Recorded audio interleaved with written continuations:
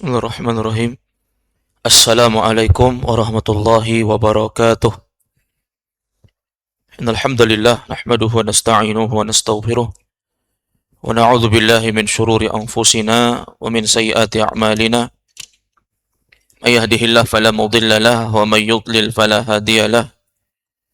Asyhadu an la ilaha illallah wahdahu la syarika lah wa asyhadu anna Muhammadan abduhu wa rasuluh. Ya ayyuhalladzina amanu taqullaha haqqa tuqatih wa la tamutunna illa wa antum muslimun. Ya ayyuhan nasu taqu rabbakumul ladzi khalaqakum min nafsin wahidah wa khalaqa minha zawjaha wa batha minhuma rijalan katsiran wa nisaa'a wa taqullaha alladzi tasaaluna bihi wal arham innallaha kana 'alaikum raqiba. Ya ayyuhalladzina amanu taqullaha wa qulu qawlan sadida yuslih lakum a'malakum wa yaghfir lakum dhunubakum wa may yuti'illaha wa rasulahu faqad faza fawzan 'azima. Amma ba'd, fa inna asdaqal hadithi kitabullah wa khairal huda huda Muhammadin sallallahu alaihi wasallam wa syarrul umuri muhdatsatuha fa inna kulla muhdatsatin bid'ah wa kulla bid'atin dhalalah wa dhalalatu ahluha finnar. Alhamdulillah, di malam ini kita melanjutkan pertemuan yang ketiga membahas kitab Isyratun Nisa lil Imam An-Nasa'i rahmatullah taala alaih, berkaitan dengan masalah interaksi seorang suami terhadap istrinya dari kumpulan hadis-hadis yang dibawakan oleh Imam An-Nasa'i rahimahullah. Di malam ini kita masuk di dalam Al-Mabhatsus Tsalits, di pembahasan yang ketiga, berkaitan dengan permasalahan yang mirip dengan pembahasan yang kedua yang telah berlalu. Sebagaimana di pembahasan kita yang telah berlalu di Al-Mabhatsus Tsani, berkaitan dengan mailur rajuli ila ba'di nisa'ihi duna ba'd, kecenderungan seorang laki-laki yaitu seorang suami kepada sebagian istrinya namun tidak kepada yang lain. Dan kita telah jelaskan bahwa kecenderungan itu ada dua. Ada kecenderungan berkaitan dengan fi'liyan atau dikenal dengan istilah mailan fi'liyan. Yang kedua ada kecenderungan berkaitan dengan mailan qalbiyan. Jadi kecenderungan yang pertama itu kecenderungan perbuatan. Ini nggak boleh nggak adil, harus adil. Kata Nabi SAW, barang siapa yang punya dua istri, lalu dia hanya cenderung kepada salah satunya dan meninggalkan yang lain, maka kata Nabi SAW, ja'a yaumal qiyamah ahadu shiqqaihi ma'il. Maka dia akan datang pada hari kiamat dalam keadaan salah satu dari bagian tubuhnya antara kiri dan kanannya dia akan berjalan dalam keadaan miring dan bengkok sebabkan ketidakadilan. Ini mailan fi'liyan. Di sana ada yang disebut dengan mailan qalbiyan, yaitu kecenderungan terkait dengan masalah hati. Dan ini Allah yang mengatur, kita tidak bisa membedakan dan menghendaki apa yang dikehendaki oleh Allah Azza wa Jalla. Baik. Kemudian di pembahasan kita malam ini kata beliau, hubbur rajul nisa'ahu aktsar min ba'dihi. Kecintaan seorang suami kepada istrinya aktsar itu melebihi min ba'd, daripada yang lain. Ini juga pembahasan berkaitan dengan masalah orang yang memiliki istri lebih dari satu. Bagaimana Nabi SAW, beliau memiliki istri lebih dari 4. Namun beliau menikah dengan banyak wanita setelah istri Nabi SAW yang pertama, Khadijah radhiyallahu anha, meninggal dunia.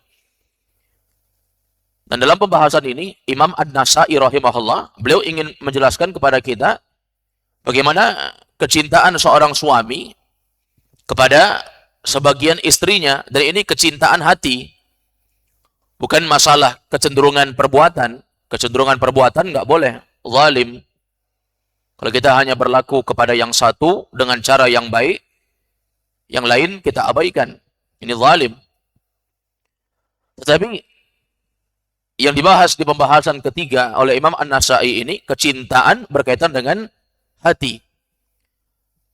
Dan nanti akan disebutkan satu riwayat bagaimana istri-istri Nabi SAW mereka cemburu dengan kecintaan Nabi terhadap Aisyah radhiyallahu anha. Karena dimaklumi bahwasanya Aisyah ini adalah wanita yang paling dicintai oleh Nabi. Sebagaimana ditanyakan kepada Nabi, "Ya Rasulullah, siapa orang yang paling kau cintai?" Kata Nabi SAW, "Aisyah." "Bukan ya Rasulullah, maksudnya dari kalangan para laki-laki." Kata Nabi, "Abuha," yakni Abu Bakar. Ayahnya Aisyah, bapaknya Aisyah radhiyallahu anha. Oleh sebab itu, sebagian istri Nabi SAW, mereka memiliki rasa kecemburuan. Seakan-akan mereka meminta keadilan kepada Nabi. Dan dimaklumi bahwa asbabul wurud, sebab hadis yang akan kita sampaikan ini datang dari sebagian amalan para sahabat.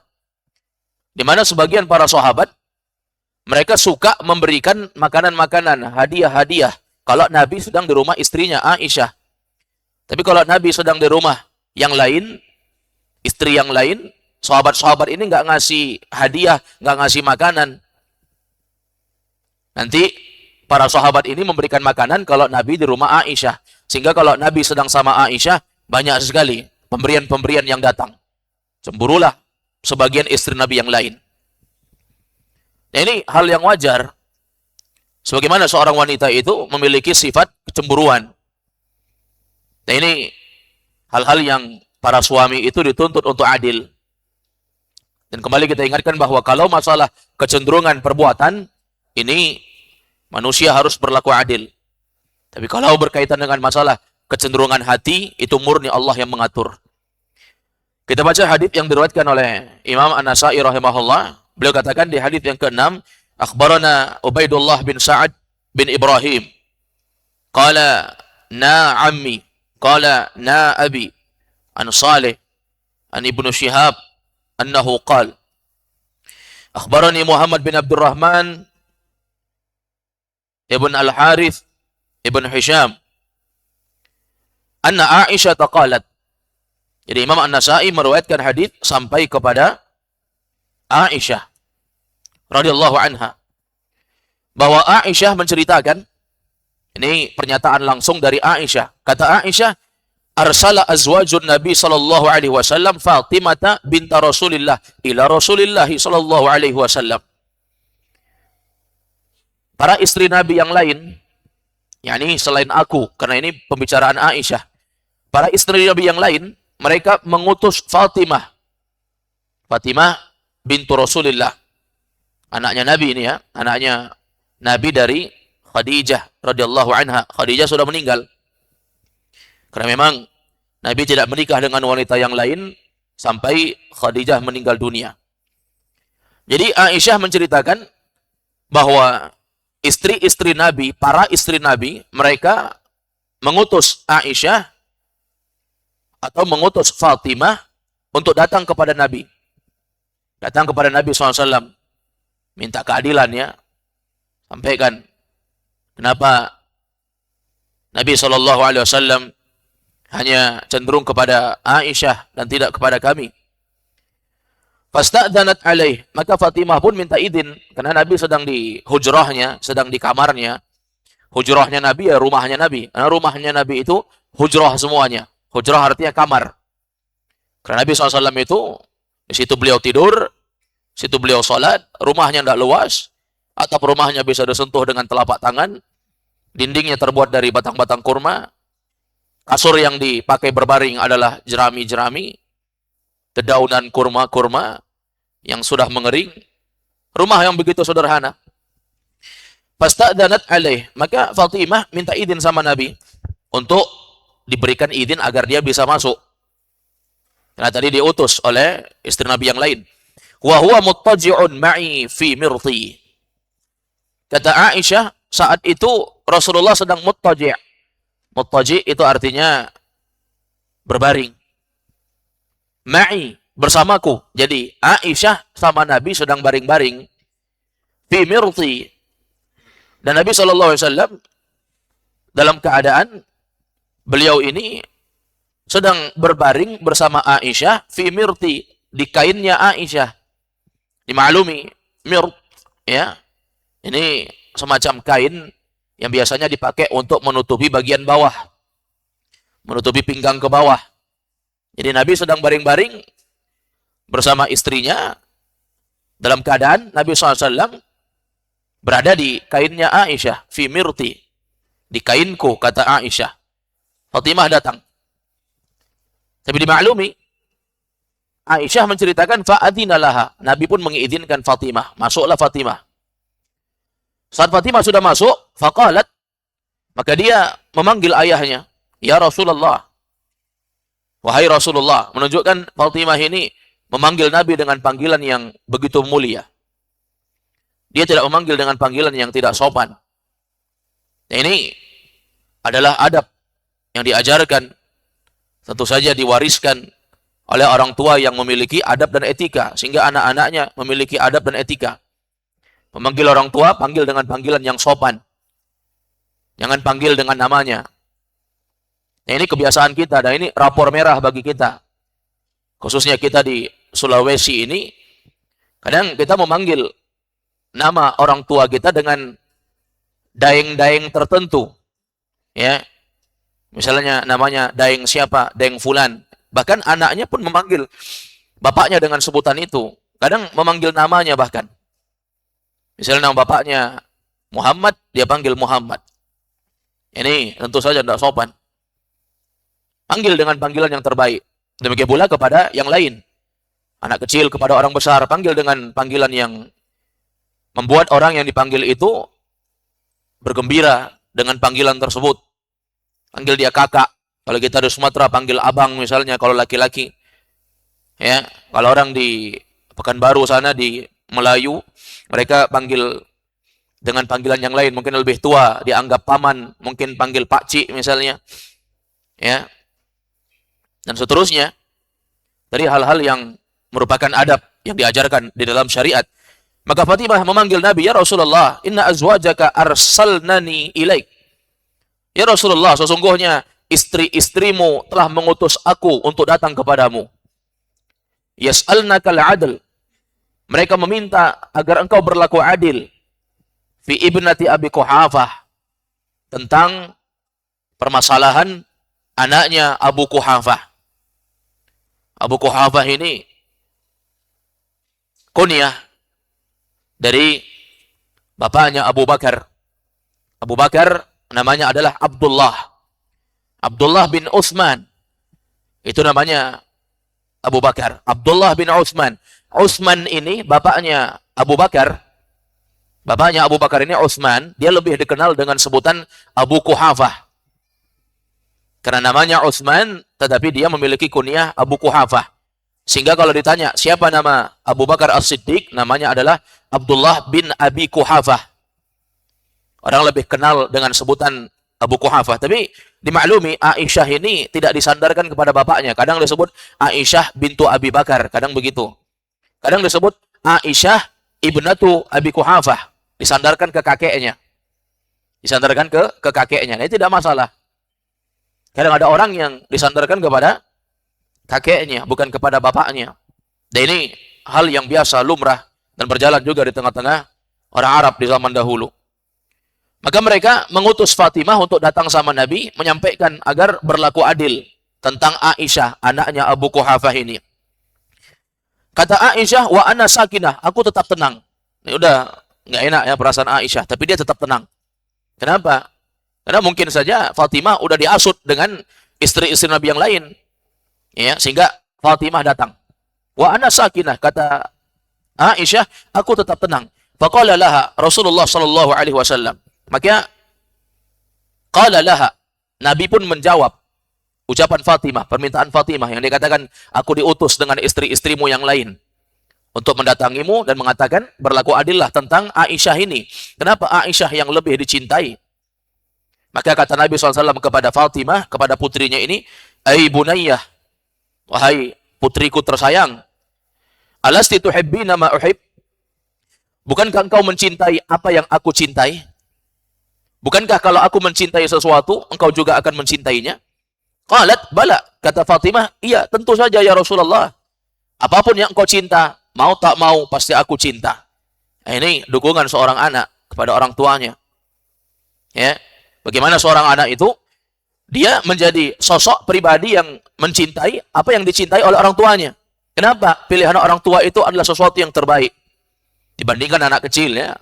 Mereka duluan makan asam garam dibandingkan kita. Artinya apa? Fatimah enggak menentang. Dia bilang iya. Qal, maka Nabi mengatakan kepada Fatimah, fa'ahibbi hadhihi. Kalau begitu cintai juga yang ini. Ditunjuk Nabi Aisyah. Kan tadi ditanya, wahai putriku, bukankah engkau mencintai apa yang aku cintai? Bukankah setiap apa yang aku cinta dan engkau juga akan cinta dengan apa yang aku cinta itu? Maka kata Fatimah, bala, benar ya Rasulullah, aku cinta apa yang engkau cinta. Lalu Nabi mengatakan, fa'ahibbi hadhihi. Kalau begitu cintailah yang ini. Ditunjuknya Aisyah. Kalau begitu ini, cintai ini, karena aku cinta dengan yang ini. Ini dalam keadaan Nabi sedang berbaring di atas kain istrinya, yaitu Aisyah radhiyallahu anha. Faqamat Fatimatu hina sami'at dzalik min Rasulillah sallallahu alaihi wasallam. Maka Fatimah mendengar itu, pergi, berdiri dia, pergi dari Rasulullah SAW, faraja'at ila azwajin Nabi. Lalu dia pulang kepada yang mengutusnya, istri-istri Nabi tadi. Fa akhbarathunna billadhi qalat walladhi qala laha. Maka Fatimah pun memberitakan kepada mereka, para istri Nabi tadi, dengan apa yang dia bilang. Wahai istri-istri Nabi, maksudnya ummi-umminya, ya, karena banyak. Fatimah ini umminya banyak. Karena istri Nabi banyak, semua itu adalah ummi bagi Fatimah. Maka dia katakan, aku bilang begini sama Nabi. Dan dia ceritakan juga apa jawaban Nabi. Dia bilang semua jawaban Nabi SAW dengan jujur. Ini menunjukkan boleh-boleh saja untuk mengutus utusan-utusan menyampaikan sesuatu yang benar dengan cara yang baik, adab dan etika yang benar. Ya, terkadang seorang itu tidak enak untuk bicara langsung. Kadang butuh untuk orang lain yang menyampaikan. Ini boleh-boleh saja jika memang itu dibutuhkan. Sebagaimana juga Ali bin Abi Thalib pernah mengalami kasus yang merupakan perkara yang memalukan bagi dirinya. Ali bin Abi Thalib itu mengidam penyakit sering keluar air mazi. Itu penyakit yang tidak bisa lepas dari Ali bin Abi Thalib. Sering keluar semacam cairan bening dari kemaluannya. Dia malu nanya sama Nabi, kenapa setiap keluar air mazi tadi, dia selalu mandi, mandi wajib. Dia kira sama dengan air mani. Maka dia bilang, aku mau nanya sama Nabi, malu. Kenapa? Karena Nabi itu adalah bapak dari istriku, mertuaku, aku malu. Bahas tentang masalah privasi dengan mertua, kan tidak enak. Maka dia perintahkan Al-Miqdad bin Aswad untuk bertanya kepada Nabi SAW. Ini menunjukkan tidak masalah. Dan kita mengutus orang yang amanah. Jangan orang yang tukang bohong. Atau dikenal pengadu domba misalnya. Suka menghancurkan hubungan orang dengan orang lain. Maka saat itu, ya, Fatimah pun pulang dan dia memberitakan semuanya. Faqulna laha. Maka mereka pun berkata kepada Fatimah, man naraka aghnaiti anna min syai'. Kami tidak melihatmu kecuali engkau ini tidak memuaskan kami, wahai Fatimah. Kami enggak puas dengan apa yang kau lakukan ini. Masa Nabi bilang begitu? Ya. Fatimah hanya menyampaikan apa yang ada, tidak menambah-nambah dan tidak mengurangi. Farji'i ila Rasulillah. Mereka bilang, pergi lagi ke rumah Rasulullah. Faqulu lahu, bilang satu kali lagi, inna azwajaka yanshudnakal adl. Sesungguhnya istri-istrimu yang lain menuntut keadilan. Fi ibnati Abi Quhafah, tentang permasalahan ibnatu Abi Quhafah. Yaitu apa? Fi ibnati Abi Quhafah, tentang anaknya Abu Quhafah, yaitu maksudnya Aisyah. Sekali lagi coba pergi ke sana. Faqalat Fatimah, kata Fatimah, wallah la wallah la ukallimuhu fiha abada. Tidak, aku tidak mau lagi, demi Allah, aku tidak bakalan mau lagi untuk berbicara tentang masalah Aisyah kepada Rasulullah selama-lamanya. Tahu mereka, Fatimah udah nggak mau lagi. Kenapa? Fatimah biar 1001 kali datang ke rumah Nabi, bilang seperti itu tetap saja. Karena Nabi SAW ini orangnya tidak pelin-pelan. Kalau Nabi SAW bilang seperti itu, maka demikian keadaannya. Ini jemaah dimuliakan Allah Azza wa Jalla. Kemudian berikutnya, qalat Aisyah, Aisyah juga menceritakan, fa'arsala azwajun Nabi SAW Zainab bint Jahash. Zainab bint Jahash. Pernah juga suatu ketika, saat Fatimah sudah diutus, nggak berhasil, maka istri-istri Nabi ini mengutus Zainab bint Jahash. Zainab termasuk dari salah seorang istri Nabi SAW. Dan Zainab binti Jahash ini wanita yang menjadi saingan Aisyah. Ya, hebat ini wanita. Kata Aisyah, saat mereka sudah berputus asa mengutus Fatimah karena Fatimah sudah tidak mau lagi, maka mereka mengutus Zainab. Zainab bint Jahash untuk menemui Rasulullah SAW. Wahia allati kanat tusamini. Kata Aisyah bahwa Zainab ini adalah wanita yang bersaing dengan aku. Bersaing dalam artian ya sama-sama memiliki kelebihan semacam Aisyah juga. Cantik, parasnya, usianya yang muda, memiliki kecerdasan, hafalan yang kuat. Tentu Aisyah mengatakan ini sainganku ini. Baik. Kanat tusamini min azwajin Nabi. Dia termasuk dari sainganku, dari istri-istri Nabi. Fil manzilah inda Rasulillah. Yaitu dalam artian saingan pada posisi kedudukan di tengah Nabi. Karena Nabi juga cinta dengan Zainab binti Jahash. Tapi dimaklumi bahwa memang kecenderungan kecintaan Nabi itu kepada Aisyah radhiyallahu anha. Walam ara imra'atan qattu khairan fid din min Zainab. Kata Aisyah, aku tidak pernah melihat ada seorang wanita manapun yang lebih baik agamanya dibandingkan Zainab. Wanita manapun, siapapun wanitanya, tidak ada yang lebih baik agamanya dibandingkan Zainab. Oleh sebab itu, ini saingannya Aisyah. Atqalillah, yang pertama dia punya sikap bertakwa sekali kepada Allah. Wanita yang paling bertakwa kepada Allah. Wa asdaqu haditha. Kalau bicara dia selalu jujur. Tidak pernah aku dapati wanita yang lebih jujur bicaranya kecuali Zainab. Wa awsala lirrahim. Dia suka menyambung silaturahim. Banyak wanita cantik, pintar, tapi nggak pandai menyambung hubungan keluarga. Sehingga ketika dia menikah, maka dia menganggap keluarganya hanya suaminya. Mertuanya dia musuhi, saudara-saudara suaminya dia musuhi. Nah, ini banyak kejadian-kejadian demikian. Dan banyaknya perceraian yang terjadi, kadang disebabkan karena para istri tidak masuk untuk bersilaturahmi ke keluarga para suaminya. Sehingga suami ini menganggap istri ini hanya cinta terhadap dirinya dan tidak menerima keluarganya. Oh, Zainab beda. Zainab ini awsalar rahim lirrahim. Beliau ini orang yang menyambung silaturahmi sama siapapun. Keluarga dia, demikian pula keluarga suaminya. Kalau wanita yang keluarganya saja dia musuhi, bagaimana keluarga suaminya? Menikah itu menyambungkan, menghubungkan tali persaudaraan antara orang yang tidak kita kenal. Tatkala kita menikah, maka kita mengenal. Dan bukan hanya mengenal pasangan. Kenali juga dari keluarga-keluarga pasangan kita, berupaya untuk mendekatkan diri. Sebagaimana suami kita cinta dengan mereka, maka kita juga harus mencintai apa yang dicintai oleh suami kita. Ini baru wanita yang baik. Wa a'dhama sadaqah. Demikian pula kata Aisyah, Zainab ini sangat besar sedekahnya. Wa ashadda ibtidalan li nafsiha fil amal alladhi tasaddaqa bihi wa taqarraba bihi ila Allah azza wa jalla. Demikian pula dia banyak bekerja, berkorban. Mengorbankan dirinya sendiri untuk bekerja dan sedekah dengan apa yang telah dia upayakan. Tasaddaqa bihi. Ya, artinya apa? Zainab ini beliau berupaya untuk memiliki pemasukan uang sehingga perekonomiannya kuat, bukan hanya dari suaminya saja, namun dia sedekahkan uang itu. Beda cerita kalau misalnya ada wanita yang suka sedekah tapi uangnya itu hasil pemberian suami. Kalau itu kan gampang, karena uang dikasih suami, dia mau sedekah gampang. Kalau Zainab, diceritakan Aisyah, dia cari duit dengan kekuatannya sendiri. Udah jarang wanita kayak begitu. Bisa cari duit, kemudian setelah itu yang dia usahakan itu dia berikan kepada orang. Nah, jarang itu ya. Kita nggak usaha sendiri aja, uang dikasih orang aja kadang mau ngasih orang itu berat. Ah, saya aja dikasih orang gitu kan. Gimana kalau uang itu dari jerih, payah, keringat yang kita keluarkan? Tentu lebih berat lagi untuk dikeluarkan. Kenapa? Capek-capek saya kerja, mau dikasih ke orang. Ya, apa-apaan ini? Tentu begitu. Ya, mindset sebagian orang.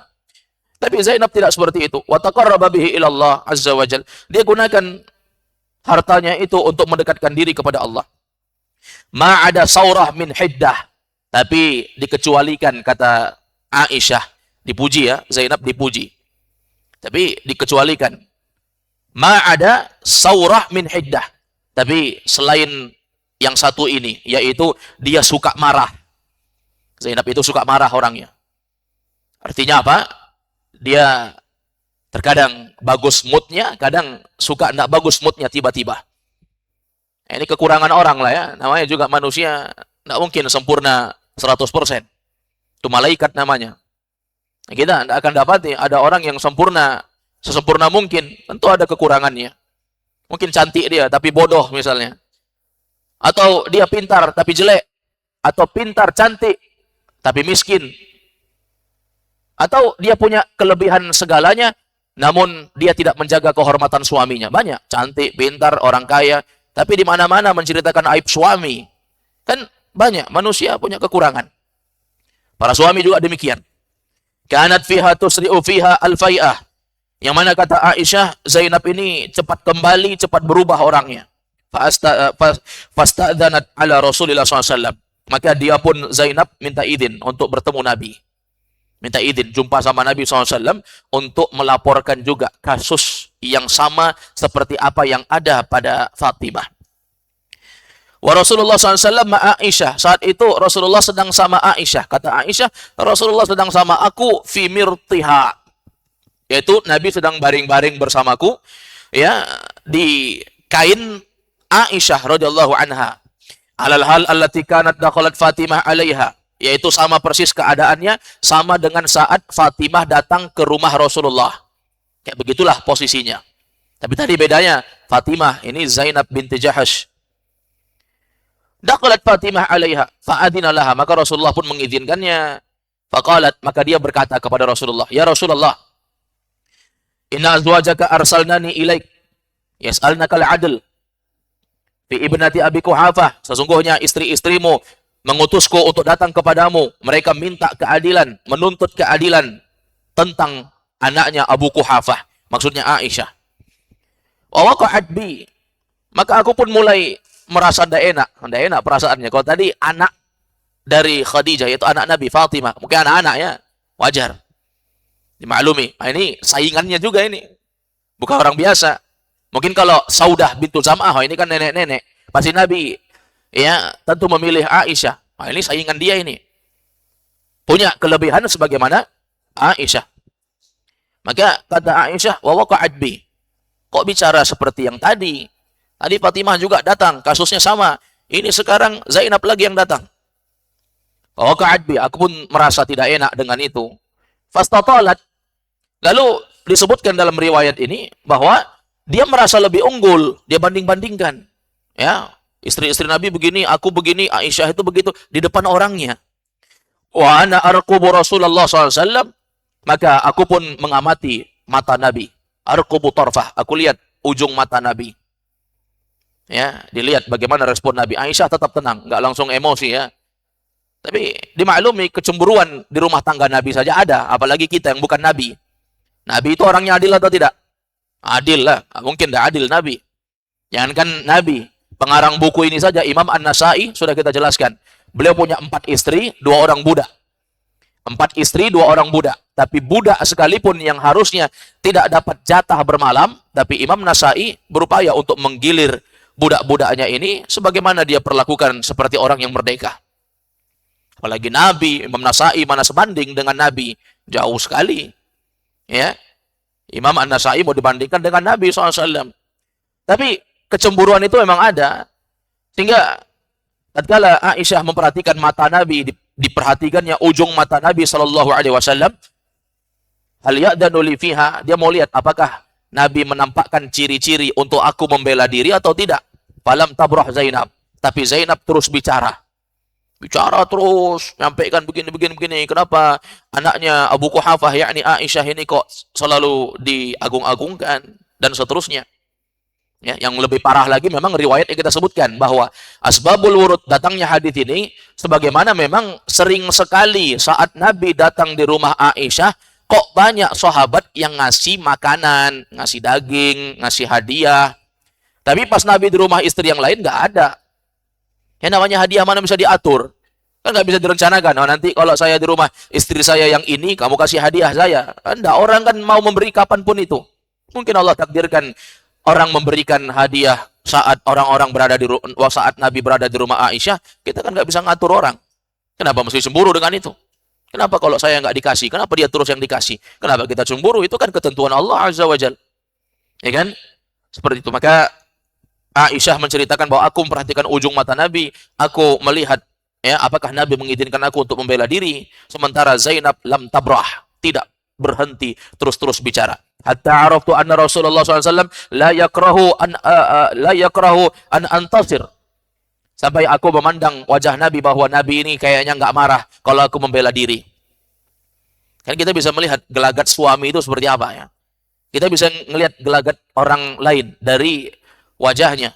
Mungkin kita lihat orang tua kita ya, mungkin kalau kita melakukan pelanggaran besar, lihat muka orang tua.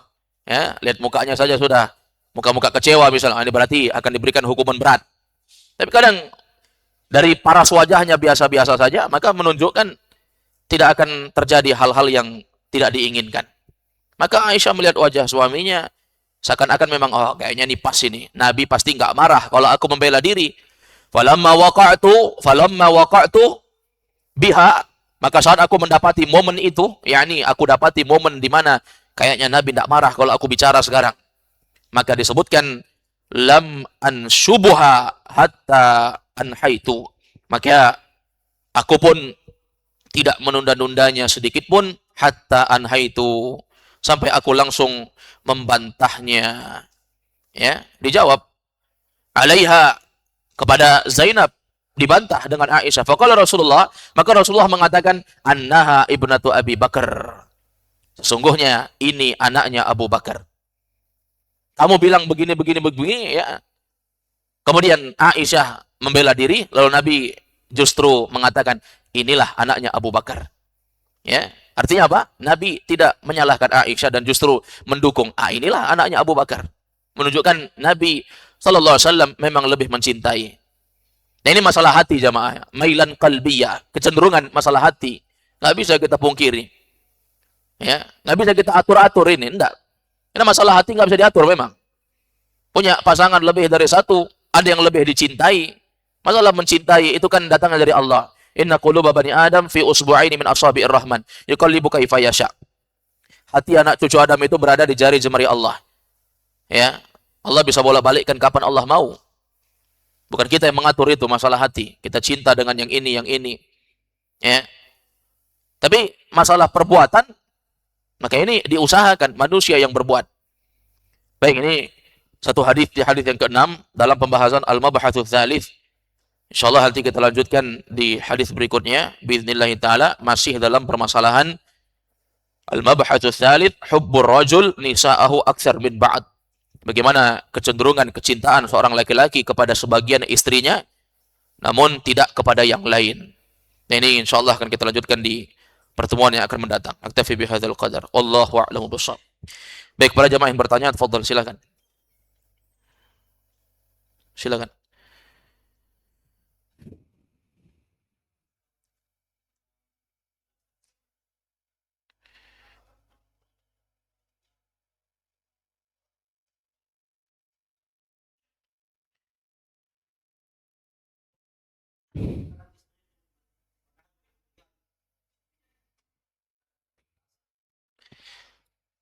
Iya, baik.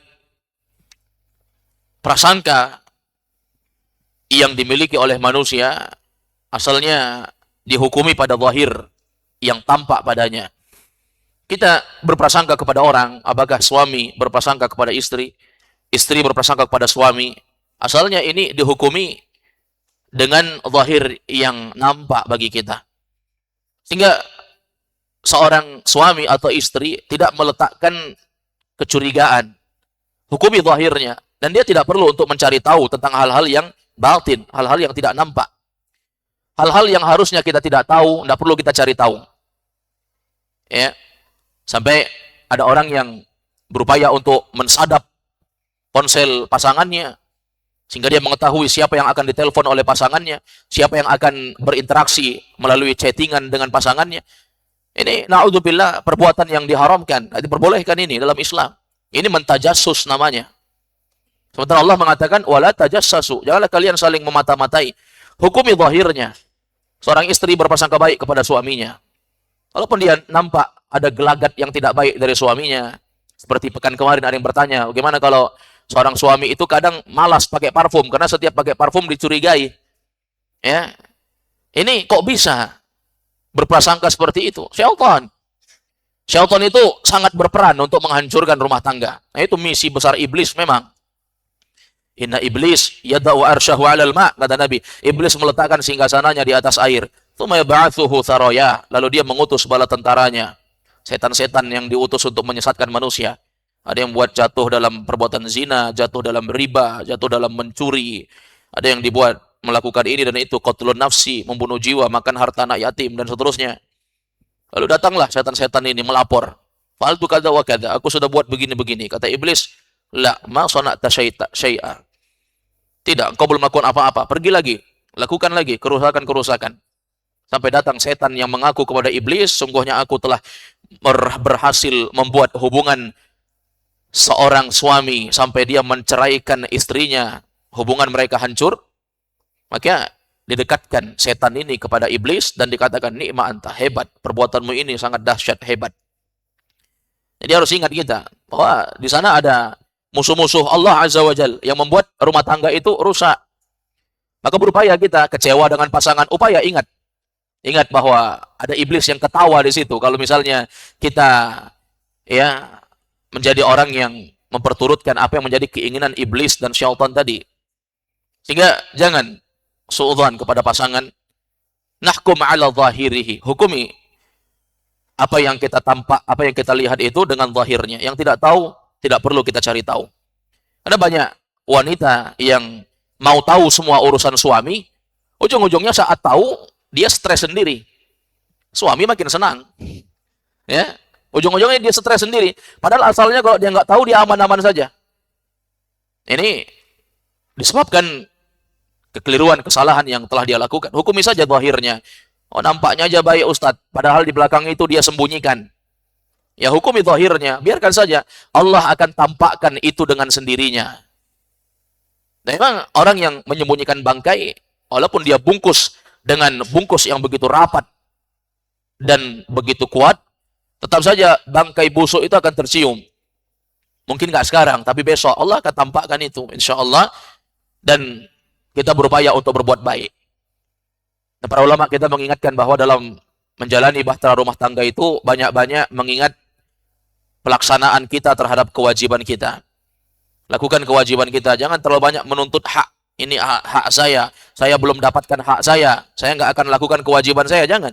Lakukan aja apa yang jadi kewajiban kita. Karena ibadah, semuanya itu ibadah. Kita baik sama istri kita, istri baik sama suami. Nggak ada pun balasan alias pembalasan dari kebaikan-kebaikan kita itu, maka itu sudah tercatat di sisi Allah. Jadi bukan semerta-merta kita buat baik sama orang, nggak ada pahala di sisi Allah. Kalau gitu rugi kita. Ibarat kerja nggak digaji, mungkin kecewa kita. Ini masalahnya kita kerja nggak digaji, tapi pahala dicatat Allah. Udah jelas itu. Adapun hak kita yang belum tertunaikan, percuma saya nafkahi, saya nggak dapat ya apa yang menjadi hak saya. Atau istri, percuma saya layani, saya nggak dapat apa yang jadi hak saya, kata istrinya.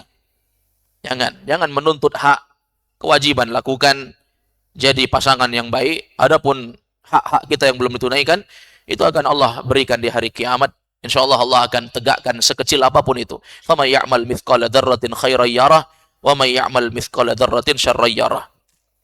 Ya, siapa yang beramal kebaikan walaupun kecil, dia akan lihat itu nanti di hari kiamat. Siapa yang melakukan amal keburukan walaupun kecil, maka dia akan melihatnya juga di hari kiamat. Wallahu a'lam bishawab. Silakan.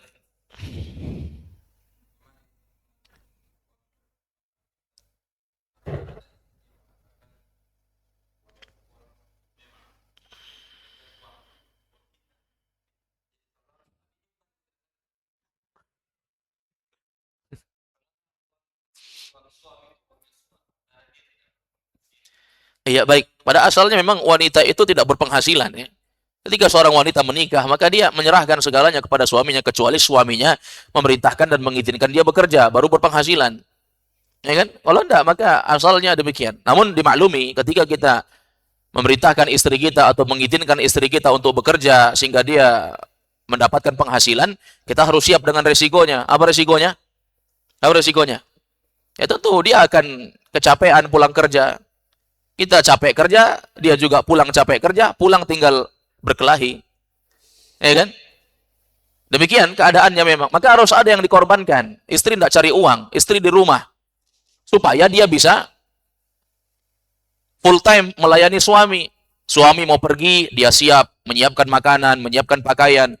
Suami pergi kerja. Oh, kalau istrinya kerja juga, gimana caranya? Istri mau siapkan pakaiannya, mau siapkan makanannya, mau ngurus suami takut terlambat. Dia pergi duluan. Ya, tapi kalau istrinya tidak bekerja tentu akan lebih mudah. Terus bagaimana mengatur keuangan? Keuangan ini pada asalnya nggak diatur dalam syariat. Itu terserah. Yang penting tidak menzalimi. Para ulama mengingatkan berkaitan dengan masalah yang diberikan tanbih bagi kita, bahwa seorang suami pada asalnya dia tidak memberikan seluruh pendapatannya kepada istrinya sampai dia tidak pegang apa-apa. Nah, ini tidak boleh ya seperti itu. Itu keliru. Para ulama menjelaskan kenapa wanita kalau dia telah memiliki segalanya dia akan butuh lagi dengan suami. Coba semua hasil pendapatan suami itu diberikan kepada istri. Maka istri ini akan menganggap suami tidak akan dibutuhkan lagi. Kenapa? Kalau dia mau, dia tinggal beli. Kena uang dengan dia. Saya bayangkan kalau uang itu dipegang oleh suami, maka dia akan berupaya untuk mendapatkan itu. Ya, dia tetap hormat kepada suaminya. Kalau sebagian orang kita lihat, bahkan ya suaminya justru yang mengemis dengan istrinya. Ya, yang naudzubillah sampai mau beli bensin pun minta. Tapi ada uang tak? Saya mau beli bensin, mau pergi kerja. Ya. Nih, naudzubillah, ya, sampai sebegitunya. Yang jadi pertanyaan, kok ada istri setega itu memanfaatkan kebaikan suami? Kok ada istri setega itu memanfaatkan kebaikan suami? Mungkin dikatakan suaminya terlalu baik. Ya mungkin ada manusia terlalu baik di dunia ini. Walaupun banyak yang tidak punya kebaikan, kejahatannya banyak. Tapi ada manusia yang terlalu baik. Tapi apakah orang yang terlalu baik terus kebaikannya itu kita manfaatkan? Ya. Mana rasa berterima kasih kepada suami? Di mana letak kepemimpinan suami yang harusnya istri membantu bagaimana suami ini menjadi pemimpin? Mungkin sebagian suami tidak bisa berlaku tegas terhadap istri, tapi apakah istri memanfaatkan karena suaminya lembek lalu dia memanfaatkan momen itu untuk memimpin rumah tangga? Ini sudah terbalik fitrahnya. Ya. Dan ini semua buah dari ketidaktahuan tentang ilmu agama. Maka solusinya belajar agama memang. Jadi kalau masalah pengaturan uang, ini tidak ada pengaturannya. Mau orang punya mindset, kata istrinya, uangku, uangku, uangmu, uang kita bersama. Boleh, silahkan. Ya. Atau mau dia balik juga boleh. Atau masing-masing, uangku, uangku, uangmu, uangmu. Tapi engkau wajib menafkahi. Boleh, silahkan. Itu tidak diatur dalam syariat. Nah itu masalah dunia. Dunia itu atur sendiri. Kata Nabi, antum a'lamu bi umuri dunyakum. Kalian paling tahu tentang dunia kalian. Selama itu tidak melanggar syariat, maka boleh-boleh saja. Apabila istri mau memegang semua kendali terkait dengan masalah keuangan, maka juga boleh selama dia tidak meninggalkan hal-hal yang harusnya dia lakukan. Ya. Tapi tentu saja hal tersebut adalah perkara yang menyelisihi fitrah. Ini realita nyata banyak kita dapati. Sebagian orang suaminya sibuk bekerja di luar kota. Sehingga dia hanya mentransfer uang saja ke istrinya. Istrinya bebas kemana-mana. Pergi ke mall, pergi ke sini, pergi ke sana, pergi ke pasar, pergi belanja ke sana, ke sini. Berinteraksi dengan orang. Jual beli antara laki-laki dan perempuan. Bercampur baur. Ya, Allahul Musta'an. Ini dibiarkan. Itu disebabkan apa? Disebabkan mengambil kendali semua. Ya, sebagian suami sibuk aja bekerja, saya bekerja saja. Yang penting saya cari uang, kemudian saya kasih istriku, setelah itu selesai.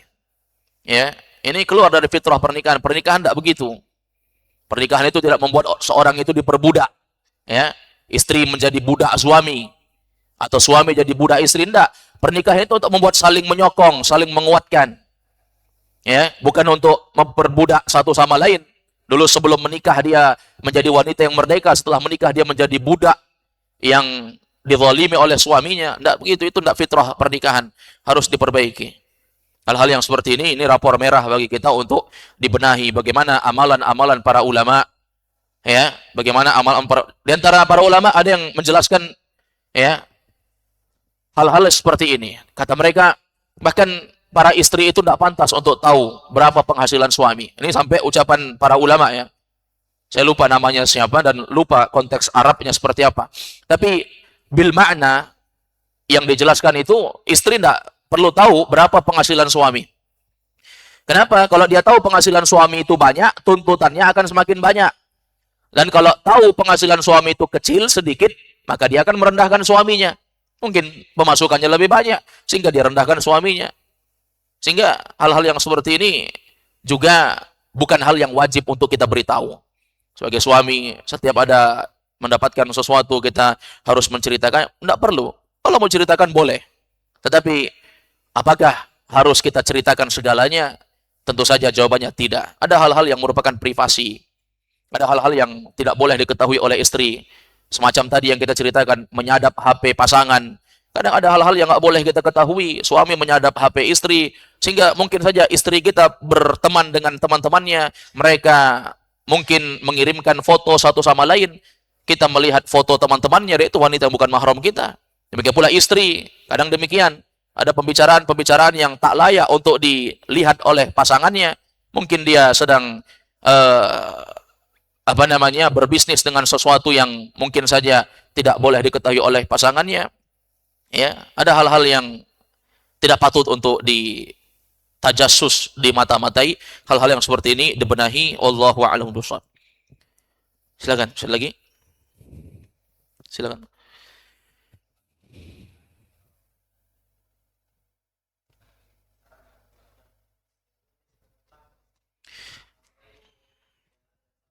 Ya baik, menikah lebih dari satu atau poligami, ya, ini tentu saja ahsannya, ya, lebih baiknya istri pertama ini diberitahu bahwa suami ini akan menikah lagi. Kalau perlu, para ulama menjelaskan untuk lebih menenangkan istri pertama ketika dia akan dimadu, suaminya akan menikah dengan wanita lain. Di antara bentuk supaya kita meminimalisir, memilih sesuatu yang paling minimal, agar si istri ini tidak kecewa. Dan walaupun memang dia tetap kecewa, tidak akan ada wanita yang tidak kecewa dengan itu. Tapi dia menganggap bahwa dia harus mendukung suaminya. Sehingga bentuk ketaatan, dia membiarkan suaminya. Tapi untuk meminimalisir hal tersebut, kekecewaan tadi, supaya lebih kecil rasanya, suruh carikan dia. Ini kata para ulama, dia yang carikan. Sehingga si suami ini tidak berhubungan haram.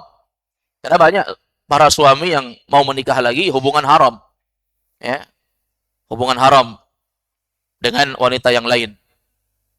Baik, jadi ketika menikah tidak ada istilah istri kedua itu adalah pelakor. Pelakornya singkatan, ya, Pak?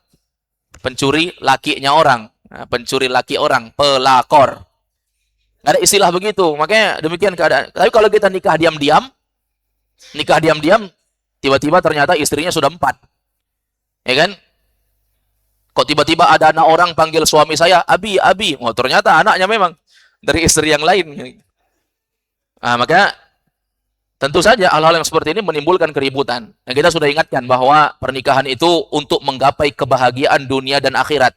Kalau menikah itu menyengsarakan, maka menikah itu adalah hal yang berujung dosa. Maka apa gunanya menikah? Dengan poligami justru membuat si istri ini kedua-duanya saling berkelahi, bertengkar, kemudian saling membunuh satu sama lain. Ya, naudzubillah, hal-hal yang seperti ini adalah perkara-perkara yang justru buruk. Maka dari itu kita tidak menyembunyikan. Walaupun hukum asalnya seorang suami menikah lagi itu tidak perlu atas izin istri pertama. Tapi mana penghargaan kita terhadap pasangan kita? Mana rasa berterima kasih kita terhadap istri kita yang telah mati-matian melahirkan anak-anak kita? Ya, dia rela hancur tubuhnya dengan melahirkan anak-anak kita, lalu kita setega itu untuk mengecewakannya. Ya, nah tentu saja hal-hal yang seperti ini dibutuhkan untuk banyak bercengkrama dengan istri, berbicara, berbaur, ya, dan tidak memutus komunikasi.